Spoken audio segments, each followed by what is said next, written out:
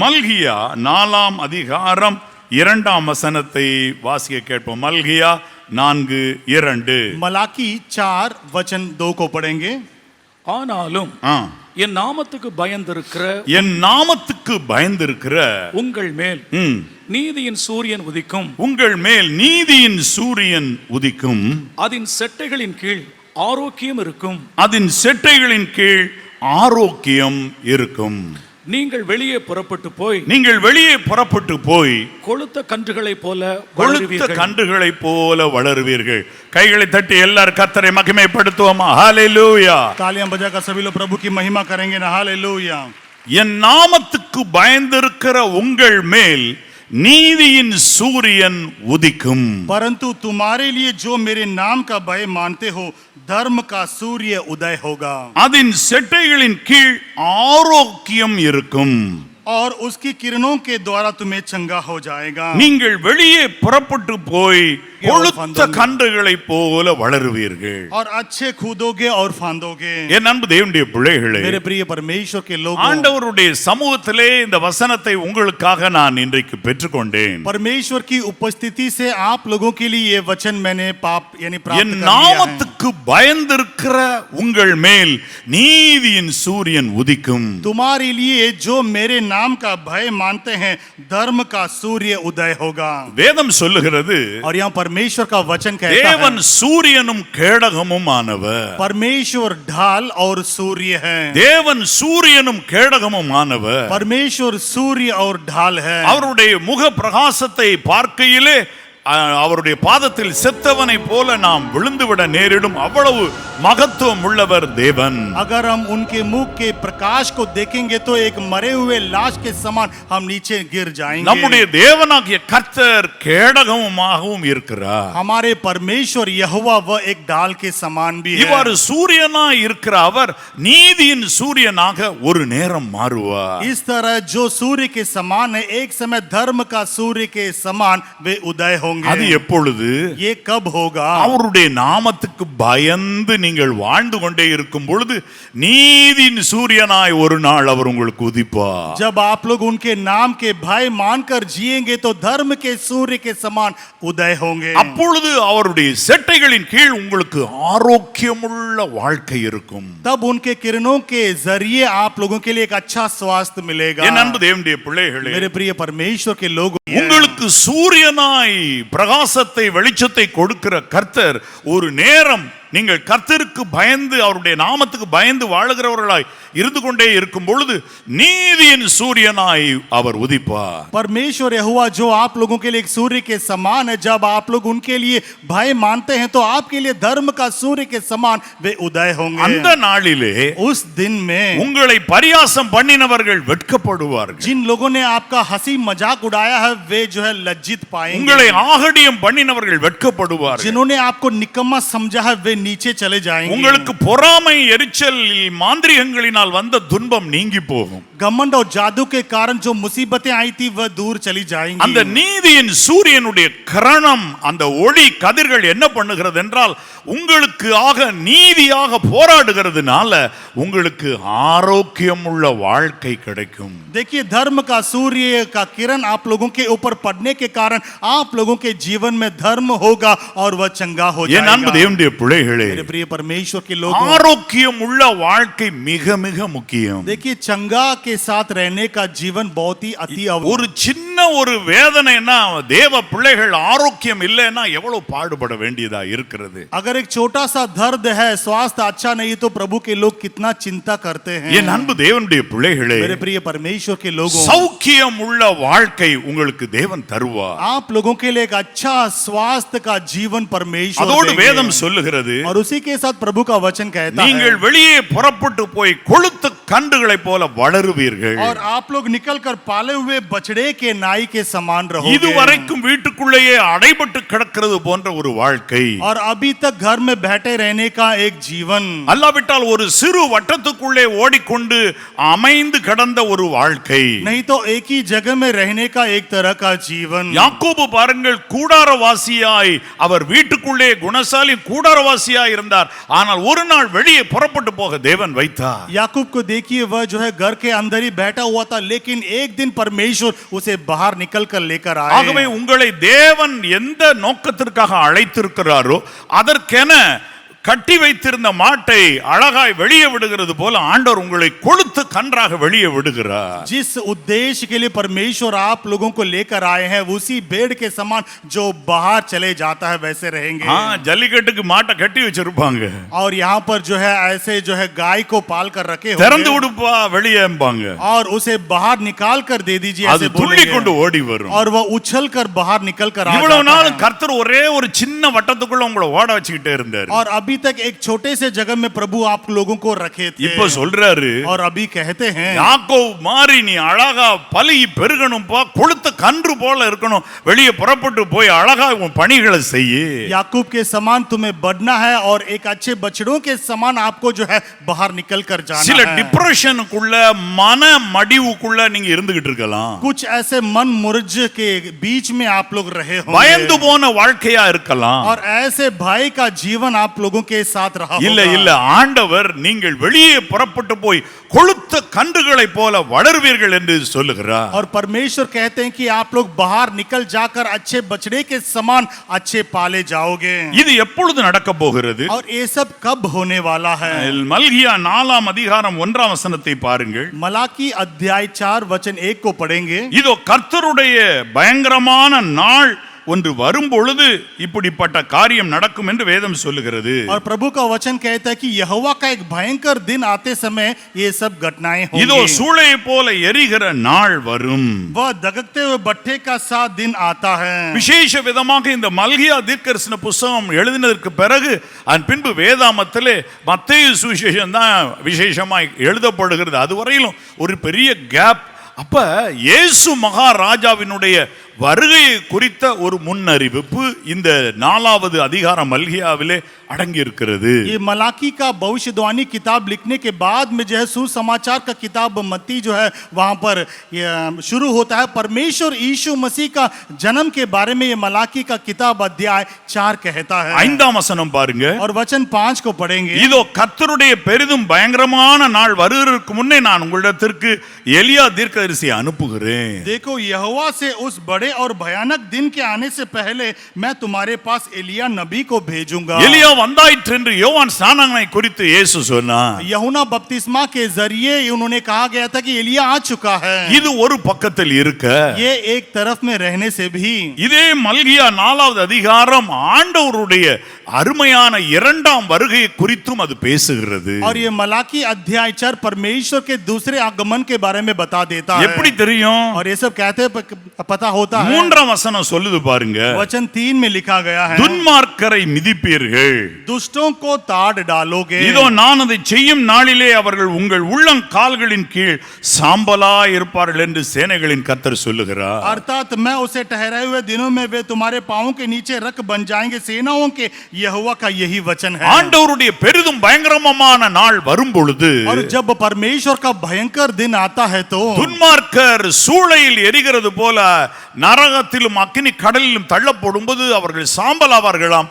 ஆனால் நம்முடைய கால்கள் பூமியின் மேலே நின்று கொண்டிருக்காகவே உங்கள் உள்ளங்கால்களின் கீழ் அவர்கள் சாம்பலாவார்கள் என்று சொல்லி இருக்கக்கூடும். दुष्ट लोग जो है उस दिनों में पांवों के नीचे राख बन जाएंगे और हमारे पैर अच्छे हो जाएंगे। இல்லாவிட்டால் இன்னொன்று, नहीं तो और एक बात है, கர்த்தருடைய 2வது வருகைக்கு முன்பதாக यहोवा के दूसरे आगमन के बाद में பெரிய கொள்ளை நோய் போல ஏதோ ஒன்று நேரிடலாம். एक बहुत बड़ी सी मरी भी आ सकती है। கொரோனாவை நாம் பார்த்திருக்கிறோம். और हम लोगों ने कोरोना को देखे அதை हैं। போல ஏதோ ஒரு தீமை இந்த பூமியை சந்திக்க கூடும். इस तरह की एक बुराई इस यानी संसार के बीच में आ सकती है। கடைசி நாட்கள் கொள்ளை நோய்கள் வரும் என்று கிறிஸ்து சொன்னார். और मसीह ने कहा कि आखिरी दिनों में ऐसी मरी और बीमारियां आएंगी, அநேகர் அவர்களே மரித்து போவார்களா இருக்கலாம். और जिसके कारण बहुत लोग मर भी सकते हैं। ஆனால் கர்த்தர் சொல்லுகிறார், लेकिन यहोवा कहते என் हैं நாமத்துக்கு பயந்திருக்கிற உங்கள் மேல் ஆரோக்கியமுள்ள வாழ்க்கையை நான் தருவேன். जो मेरे नाम के भाई मानते हैं मैं तुम्हारे लिए एक अच्छा स्वास्थ्य दे दूंगा. உங்கள் இருதயம் கலங்காதிருப்பதாக, आप लोगों का हृदय बिना चिंता का रहे பயப்படாதிருப்பதாக. और बिना भय का रहे. என் அன்பு தேவனுடைய பிள்ளைகளே, मेरे प्रिय परमेश्वर के लोगों, எதனால் இது நடக்கிறது? और ये सब किसके वजह से होता है? யாருக்கு இது நடக்கிறது? ये किन लोगों के लिए होता है? என் நாமத்திற்கு பயந்திருக்கிறவர்கள் மேல் இந்த நீதியின் சூரியன் உதிக்கும். जो मेरे नाम का भय मानते हैं उनके लिए धर्म का सूर्य उदय होगा. என் அன்பு தேவனுடைய பிள்ளைகளே, मेरे प्रिय परमेश्वर के लोगों, பிதாவின் நாமத்தை, यानी पिता के नाम को, இயேசு மகாராஜாவின் நாமத்தை, यीशु महाराजा के नाम को, பரிசுத்த ஆவியானவரின் நாமத்தை पवित्र आत्मा के नाम को உச்சரிக்கும் பொழுதே பயந்து உச்சரிக்கிறவர்களாய் நாம் இருக்கிறோமே. और कहते समय ही भय के साथ हम लोग कहते हैं ना. அவ்வளவு அப்படிப்பட்ட ஒரு அருமையான தெய்வ பயம் இருக்கிறதே. और इतना ईश्वर तत्व का भय हमारे बीच में है. அது சூரியனாய் நமக்காக பிரகாசிக்கிற தேவனை நீதியின் சூரியனாகவே மாற்றுகிறது. वह परमेश्वर सूर्य के समान जो चमकते हैं वह हमारे लिए धर्म का सूर्य के समान उदय होते என் அன்பு हैं. தேவனுடைய பிள்ளைகளே, मेरे प्रिय परमेश्वर के लोगों, ஆகவே கர்த்தருடைய நாமத்தை வீணிலே வழங்காதிருங்கள். அப்படி வழங்கினால் தண்டிக்காமல் விடமாட்டார். மன்னிப்பு கேட்டாலும் தண்டனை உண்டு, அப்புறம் தான் அவர் விடுவாரு. इसलिए यहोवा के नाम को व्यर्थ सड़कों पे बोलना नहीं है. ऐसे बोलने से उसका दंड का क्षमा नहीं मिलेगा. தண்டியாமல் விடார். वे दंड दिए बिना नहीं छोड़ेंगे. தண்டிக்காம விட वे மாட்டார். दंड दिए बिना नहीं छोड़ेंगे. தண்டனை அடி வாங்கிக்க, देखिए दंड का मार ले लीजिए கிளாஸுக்குள்ள போன்னு சொல்லி வாத்தியார் அனுப்புவாரு. और अध्यापक कहेंगे कि कक्षा के अंदर चले அது जाओ. மாதிரி தேவன் தம்முடைய நாமத்தை வீணிலே வழங்குறவர்களை தண்டிக்காமல் விட மாட்டார். जो भी अपने नाम को जो है व्यर्थ में बताते हैं उनको दंड अवश्य प्रभु देंगे. கர்த்தருடைய நாமத்தை தொழுது கொள்ளுகிறவன் எவனும் ரட்சிக்கப்படுவான். கர்த்தரை தொழுது கொள்ளுது ஒரு பக்கம் இருக்கு, அவர் நாமத்துக்கு ஸ்தோத்திரம் சொல்லி கையெடுத்தாலே அவன் ரட்சிக்கப்படுவான். எவ்வளவு ஒரு பெரிய பாக்கியம் பாத்தீங்களா? यहोवा की नाम की उपासना करना और उनके नाम का भय मानने वालों के लिए ये सब है. என் அன்பு தேவனுடைய பிள்ளைகளே, मेरे प्रिय परमेश्वर के लोगों, இதிலே தேவையான விதங்கள் வாழ்க்கையிலே எப்படியெல்லாம் பயந்து வாழ வேண்டும் என்பதை குறித்து உங்களுக்கு சொல்லுகிறேன். और इन सभी कार्यों में जीवन में भय के साथ कैसे जीना है उसके बारे में मैं अभी बताना चाहता हूँ. எப்பொழுதும் பயந்திருக்க, கர்த்தருக்கு எப்பொழுதும் பயந்திருக்க பழகணும் சொல்லி உபாகமம் 14:22 சொல்லுகிறது. और व्यवस्था विवरण 14:22 में लिखा गया है कि हर समय हमें भय के साथ रहना है. உபாகமம் 14:22 और व्यवस्था विवरण 14:22 में पढ़ते हैं. படிங்க. நீ உன் தேவனாகிய கர்த்தருக்கு எப்பொழுதும் பயந்திருக்க பழகும்படிக்கு ஆ. வருஷந்தோறும் நீ விதைக்கிற விதைப்பிலே வயலில் விளையும் எல்லா பலனிலும் தசம பாகத்தை பிரித்து. போதும். தேவன் என்ன சொல்லுகிறார்? और यहाँ परमेश्वर कहते हैं கர்த்தருக்கு எப்பொழுதும் பயந்திருக்க பழகும்படி நீ ஒன்று செய், உன்னுடைய விளைவில் दशमभागத்தை பிரி. और परमेश्वर के लिए हर समय भय मानने के लिए अपनी उपज में से परमेश्वर के लिए 10वां अंश अलग करके रख दे. தசமபாகத்தை பிரித்து கர்த்தருக்கு கொடுக்கிற அந்த ஒரு செயல் நீ எப்பொழுதும் கர்த்தருக்கு பயந்திருக்கிறவன் என்பதை தெரிவிக்கிறது. 10वां अंश जब आप लोग अलग रखते हैं तो आप लोगों को यह माना जाता है कि आप परमेश्वर का भय मानते हैं. சில குடும்பங்கள் இருக்கிறது. और ऐसे कुछ परिवार है. எனக்கு தெரிந்த ஒரு குடும்பத்துல எல்லாம் ஆண்டவருடைய பணத்திலேயே ஆண்டவர்கிட்ட இருந்து லோன் வாங்கிடுவாங்க. और वे ऐसे लोग हैं जो परमेश्वर के पैसे से ही लोन ले लेते हैं. தசமபாகத்துல இருந்து லோன் வாங்கிடுவாங்க. 10वां अंश से लोन ले लेते हैं. அப்புறம் திரும்ப செலுத்திடுவேன் என்கிட்ட வந்து சொன்னாங்க. और उसके बाद में हम दे देते हैं. ऐसे आकर बोलते हैं मुझसे. அதுல துன்னாளுக்கு எடுக்க கூடாது, துக்க நாளுக்கு கூட அதை எடுக்க கூடாது. देखिए दुख के दिनों के लिए भी वो पैसा नहीं लेना है. கர்த்தருக்கு பிரித்து வைத்து கொடுத்துறணும். यहोवा के लिए अलग रख के दे देना है. என் அன்பு தேவனுடைய பிள்ளைகளே, मेरे प्रिय परमेश्वर के लोगों, அதுதான் எப்பொழுதும் கர்த்தருக்கு பயந்திருக்க பழகுகிற வாழ்க்கை. हर समय यहोवा के लिए भय मानने का जीवन यही है. இன்னொரு பக்கத்திலே வேதம் இவ்வாறு சொல்லுகிறது. और एक तरफ में व्यवस्था ऐसे बताती है.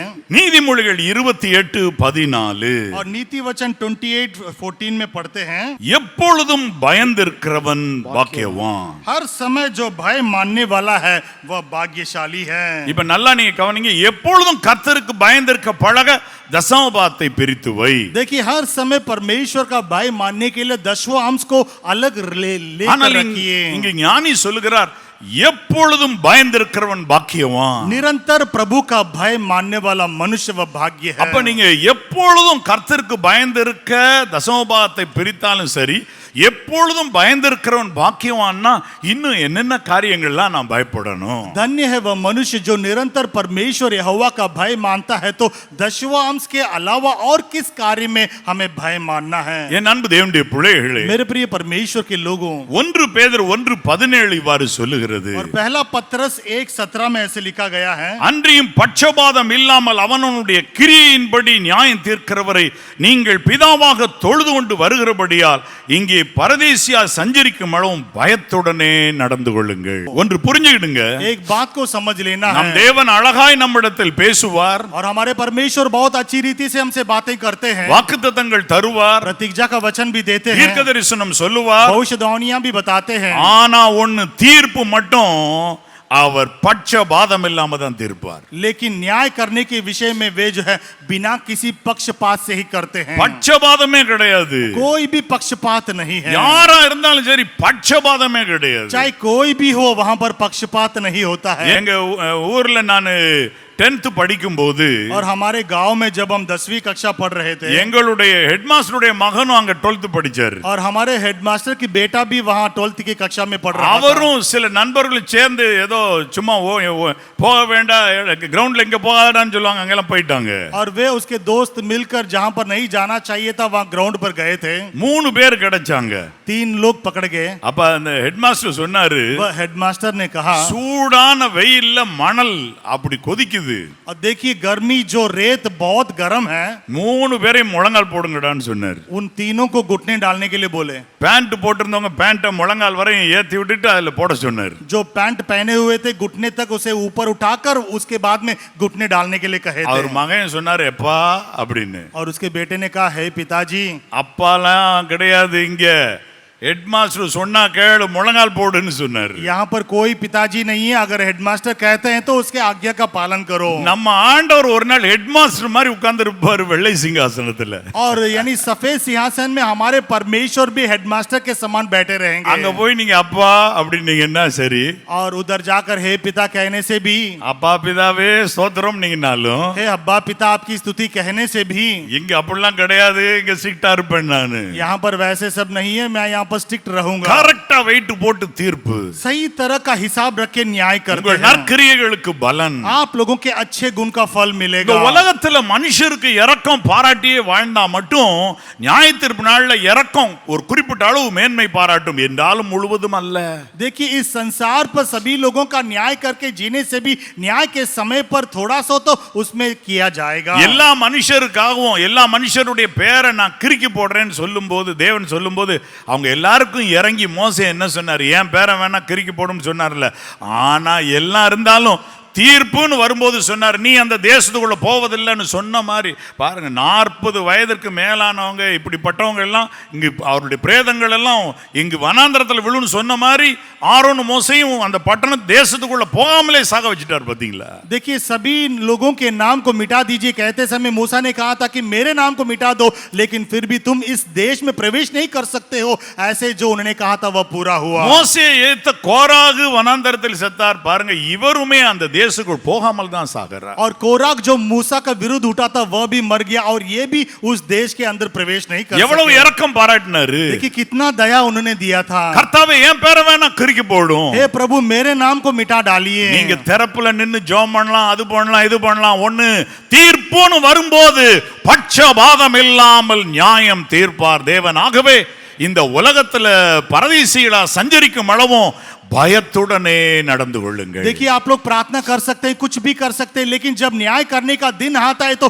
बिना किसी पक्षपात से परमेश्वर न्याय करते हैं। என் அன்பு தேவனுடைய பிள்ளைகளே, मेरे प्रिय प्रभु के लोगों, எப்பொழுதும் பயந்திருக்கிறவன் பாக்கியவான். हर समय भय मानने वाला वह भाग्यशाली है। எப்பொழுதும் பயந்திருக்கிறவன் பாக்கியவான். हर समय भय मानने वाला भाग्यशाली है। ஆமா, ஒரு ஆசீர்வாத பெருவிழா நடத்தினா एक आशीर्वाद का त्योहार करते समय நீங்களும் ஹாயா பைபிள் எடுத்து வருவீங்க. आप लोग चाय से बाइबल लेकर आ जाते हैं நான் அந்த மீட்டிங்க்கு முந்தின நாள் பிரசவ வேதனையோடு இருக்க மாதிரி இருப்பேன். और उस मीटिंग के पहले दिन एक गर्भ का पछताव मैं पाता हूँ எல்லா இடத்தையும் சுத்தி பார்ப்பேன். सभी जगह को घूम कर देखता हूँ வர்றவங்களுக்கு யாருக்கும் கரண்ட் அடிச்சிட கூடாது, நல்லா டேப்லாம் ஒட்டி இருக்காங்களா பாருங்க பாருங்கன்னு சொல்லி திரும்ப திரும்ப கேட்பேன். आने वाले जो भी लोग हैं उन लोगों को बिजली नहीं लगना चाहिए, इसलिए हर एक एक वायर में टेप लगा है कि नहीं अच्छी तरह से जांच कर देखने के लिए मैं कहता हूँ. பண்டிகை காலமானால் त्योहार का समय हो எல்இடி அங்க தொங்க விடுவாங்க, एलईडी वहां पर लगा அங்க देते இருக்க हैं மரத்துல தொங்க விடுவாங்க. और पेड़ पर लटका देते हैं.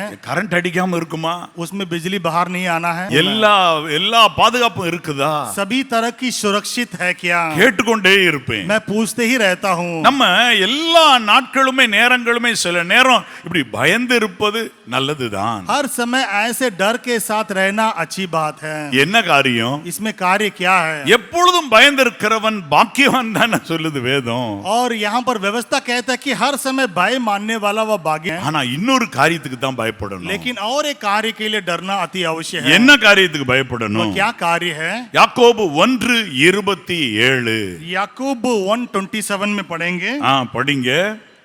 திக்கற்ற பிள்ளைகளும் திக்கற்ற பிள்ளைகளும் விதவைகளும் படுகிற உபத்திரவத்திலே விதவைகளும் படுகிற உபத்திரவத்திலே அவர்களை விசாரிக்கிறதும் உலகத்தால் கரைபடாதபடிக்கு கரைபடாதபடிக்கு தன்னை காத்துக் கொள்ளுகிறதுமே ஆ, பிதாவாகிய தேவனுக்கு முன்பாக ஆ, மாசில்லாத சுத்தமான பக்தியாய் இருக்கிறது. எதுல நம்ம கான்சென்ட்ரேட் பண்ணிக்கிட்டே இருக்கணும்? और किस कार्य में हम लोगों को ज्यादा ध्यान देना है? எப்பொழுதும் பயந்திருக்கிறவன் பாக்கியவான்னா எதுல பயப்படணும்? हर समय भय मानने वाला भाग्यशाली है, तो किस में भय मानना है? உலகத்தால் கரைபடாம இருக்கிறதுக்கு அப்படியே உள்ளம் லப்டப்னு அடிச்சுக்கிட்டே இருக்கு பாருங்க, அது நல்லது. इस संसार से निष्कलंक रहना है और हमारा हृदय लपटप करता रहता है, वैसे ही रहना है.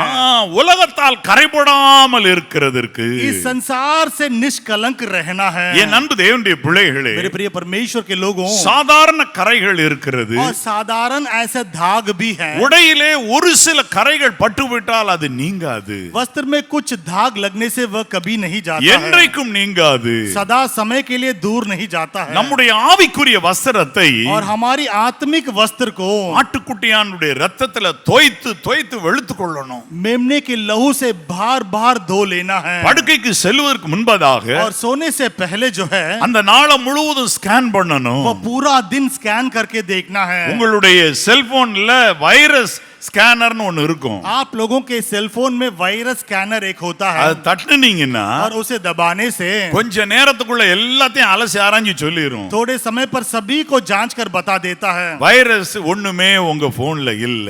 आपके फोन में वायरस एक भी नहीं है. உன்னை மகிழ்ச்சியா இருக்கிற ஒரு ஈமோஜி படம் ஒன்னு வந்து நிக்கும் முன்னாடி. एक खुशी के साथ यानी बताने वाला एक इमोजी आ जाता है. அடடா என் போன்ல வைரஸ் எதுவும் இல்ல. मेरे फोन में कोई भी वायरस नहीं है. ஒவ்வொரு நாளும் நீங்கள் படுக்கைக்கு செல்லும் முன்பதாக प्रतिदिन आप लोग बिस्तर में जाने से पहले இந்த ஹாப்பியான ஈமோஜி உங்களுக்கு கிடைக்கணும். ये खुशियों का जो इमोजी आपको मिलना है. அப்படின்னா என்ன அர்த்தம்? इसका अर्थ क्या है? உங்க மனதுல அப்படிப்பட்ட ஒரு சமாதானம் கிடைக்கணும். आप लोगों के मन के अंदर ऐसा शांति मिलना है. படுக்கைக்கு போறதுக்கு முன்பதாக ஜெபம் பண்ணணும். बिस्तर में जाने से पहले प्रार्थना करना है. அதிகமான மணி நேரங்கள் ஆவிக்குரிய யுத்தம் நேரடியாக நீங்கள் பண்ண முடியாது. கர்த்தருடைய செட்டைகளின் கீழ் ஒப்பு கொடுத்து உறங்குகிறீர்கள். ஆகவே நீங்கள் அங்கு சுத்திகரியுங்கள். ज्यादातर आत्मिक युद्ध आप लोग नहीं कर पाते हैं, इसीलिए अपने आप को शुद्ध करने के समान प्रार्थना करना है. பத்திரமாய் சுத்திகரியுங்கள். सावधान से शुद्ध करना है. மனிதர் தூங்குகையில் சத்துரு வந்து களை விதைத்தான் வேதம் சொல்லுதா இல்லையா? देखिए व्यवस्था में लिखा है कि मनुष्य सोते समय शत्रु आकर वहां पर बिछाड़ देता அப்ப है. உங்கள கரை மட்டும் இருந்தா अगर दाग आप लोगों के बीच में लग நீங்க जाता है உறங்கி तो எந்திரிக்கிறதுக்குள்ள आप लोग सोकर उठने से पहले எதிரான சிறு எரிகோவை ஒரு 3 இன்ச்சு 5 இன்ச்சு எரிகோவை சாத்தான் உருவாக்கிடுவான். आप लोगों के सामने 3 इंच का जो एरिया है उसे शैतान बढ़ा देता அந்த है. கரையோடு நீங்கள் படுத்து உறங்கி எழுந்தால் अगर उसी दाग के साथ आप लोग सोकर उठने से காலையில உங்களுக்கு அவிசுவாசம் நிறைஞ்சிருக்கும். सवेरे अविश्वास आप लोगों के अंदर भर जाता இன்னைக்கு है. எப்படி கர்த்தர் நடத்துவாரு? आज के दिन यहोवा प्रभु कैसे இந்த अगुवाई இந்த करेंगे? மாதத்துல எல்லா நம்ம செலவும் சந்திக்கப்படுமா? इस महीने में पूरा खर्चा यानी पूरा होगा क्या? அது வேற ஒண்ணும் இல்ல. ये सब और कुछ नहीं है. குருட்டழுக்கோடு நீங்க படுத்ததுனால சத்துரு சின்ன சின்ன களைய விதைச்சிருக்கான். अंधापन की धूल के समान सामान आप लोग जो है सोने के कारण शैतान ने उसे बिछाड़ दिया है। நைட்டோட நைட்டா கரையே இல்லாம ஆகி படுத்துறங்கணும். राती रात बिना किसी दाग के साथ आप लोगों को सोकर उठना है। யாரையாயிலும் அறியாம பரியாசம் பண்ணி இருக்கிறோமா? अनजाने में किसी का हंसी मजाक किए हैं क्या? நம்முடைய கண்கள் நேர்த்தியா இன்று முழுவதும் நோக்கியதா? आज ये पूरा दिन हमारा दृष्टि बहुत सीधा था क्या? மனுஷனுடைய ஆவி தேவன் தந்த தீபம் அது அவன் உள்ளத்தில் இருக்கிறதெல்லாம் ஆராய்ந்து பார்க்குமா? அப்படியே அமைதியா கொஞ்ச நேரம் உட்கார்ந்தீங்கன்னா அது ஆராய்ஞ்சு பார்த்துட்டு ஒன்றும் இல்லையே அதுவே செட்டிட்டு தரும். मनुष्य की आत्मा परमेश्वर की ओर से दिया हुआ वह दीपक है, वह अच्छी रीति से सभी कार्यों को जांच कर देखता है। ஒரு அருமையா பெர்க்மேன் செய்ய பாட்டு ஒன்று இருக்கும். फादर बर्कमन जी का एक बहुत अच्छा सा गीत है। துன்மார்க்க சாத்தானை மிதிப்போம், காலின் கீழ் சாம்பலாய் எரிப்போம், ஆரோக்கியம் ஆரோக்கியம் அப்பாவின் சமூகத்தில் ஆரோக்கியமே பாடுங்க, ஆரோக்கியம் அப்பாவின் சமூகத்தில் ஆரோக்கியம். கட்டுகள் அவிழ்க்கப்பட்ட கன்றுக்குட்டி கொழுத்த கன்றுகளாய் வளருவோம், ஆரோக்கியம் ஆரோக்கியம் அப்பாவின் சமூகத்தில் ஆரோக்கியம் பாடுங்க, ஆரோக்கியம் ஆமென். ஆரோக்கியம் அப்பாவின் சமூகத்தில் ஆரோக்கியம். ஆமென். நைட்டோட நைட்டா சாத்தானுக்கு முடிவு கட்டிட்டு படுத்தீங்கன்னா राती रात शैतान का अंत करके अगर आप लोग सोएंगे तो, கரையே இல்லாம நீங்க வாழ்ந்தீங்கன்னா, अगर बिना किसी दाग के साथ आप लोग जिएंगे तो, உலகம் உங்களை கரைப்படுத்தாம நீங்க வாழ்ந்தீங்கன்னா, और ये संसार आपके ऊपर दाग डाले बिना जिएंगे तो, அதுதான் தேவனுடைய நாமத்துக்கு நீங்கள் பயந்து நடக்கிறீர்கள். और यही परमेश्वर का नाम का भय मानने का जीवन होता है। கர்த்தருக்கு பயந்து நடக்கிறவன் பத்திரமாய் நடக்கிறான். और यहोवा का भय मानने वाला बहुत ही सावधान से रहता है। என் அன்பு தேவனுடைய பிள்ளைகளே, मेरे प्रिय परमेश्वर के लोगों, உங்கள் இருதயம் கலங்க தேவையில்லை. और आप लोगों का मन बिना चिंता के साथ रहे, அடடா எப்பொழுதும் கரைப்பட்டு விடுமோ என்று நீங்கள் பயப்பட தேவையில்லை. और ऐसे डरना भी नहीं है कि ये कब दाग मेरे ऊपर लगेगा। எந்த ஒரு கரையும் இல்லாமல் நீங்கள் வாழ வேண்டும் என்பது அதுல நீங்க பயத்தோடு இருந்துதான் ஆகணும். बिना किसी दाग के साथ जीना है, उस विषय में आप लोगों को अति भय के साथ रहना ही है। எப்பொழுதும் பயந்திருக்கிறவன் பாக்கியவான். हर समय भय के साथ रहने वाला मनुष्य भाग्यशाली நான் है। சிறு பையனா இருந்த பொழுது मैं जब छोटा था, ஒரு ஊழியக்காரர் எங்களுடைய வீட்டிற்கு வந்திருந்தார். एक प्रभु का सेवक हमारे घर आए थे। சாயங்காலத்துல இன்னொரு இடத்திற்கு கூட்டத்திற்கு புறப்பட்டு போகும் வரை எங்கள் வீட்டிலே சற்று ஓய்வெடுக்க அவர் இருந்தார். शाम के समय और एक मीटिंग तक जाने तक जो है वे हमारे घर में विश्राम कर रहे थे। சாயங்காலம் ஆன உடனே தேவ பிள்ளைகளாக நாங்கள் எல்லோரும் அவரிடத்தில் பேசிக் கொண்டிருந்தோம். शाम के समय सभी प्रभु के लोग हम उनसे बातें करने लगे। டக்குன்னு ஒரு நேரம் வந்த உடனே அந்த ஊழியர் சொன்னார், एक समय आते ही वह प्रभु के सेवक बोलने लगे। நான் அப்போ 8ஆம் வகுப்பு தான் படிச்சிருப்பேன்னு मैं நினைக்கிறேன், उस समय 8वीं कक्षा ही पढ़ रहा அல்லது था, 9ஆம் வகுப்பு படித்திருக்க வேண்டும். नहीं तो 9वीं कक्षा में था। அவர் சொன்னார், ஒரு நிமிஷம் நம்ம ஜெபம் பண்ணுமா? और उस समय उन्होंने कहा 1 मिनट हम प्रार्थना करेंगे। அவர் ஜெபம் பண்ணார், அன்புள்ள பிதாவே, நாங்க இவ்வளவு நேரம் பேசினதில்ல உமக்கு பிரியமில்லாத வார்த்தைகள் இருந்தால் தயவு செய்து எடுத்து போடும், ஆட்டுக்குட்டியான ரத்தத்தினாலே எங்களை சுத்திகரியும்னு ஜெபம் பண்ணாரு. நான் அதை பார்த்து ஆச்சரியப்பட்டு போனேன். उन्होंने ऐसे प्रार्थना किया कि हे मेरे प्रिय पिता परमेश्वर, अभी तक जो कुछ भी हमने बातें किया उसमें अगर आपका ना इच्छा की बातें कुछ है तो उसे क्षमा कीजिए, ऐसे उन्होंने प्रार्थना என் किया। அன்பு தேவனுடைய பிள்ளைகளே, मेरे प्रिय प्रभु के लोगों, உலகத்தால் கரைபடாத ஒரு வாழ்க்கை, और ऐसा जीवन जो संसार से निष्कलंक रहे, அதோடு இருந்து கொண்டீர்களானா अगर उसी के साथ रहेंगे तो உங்களுக்கு ஆரோக்கியம் குறையாது.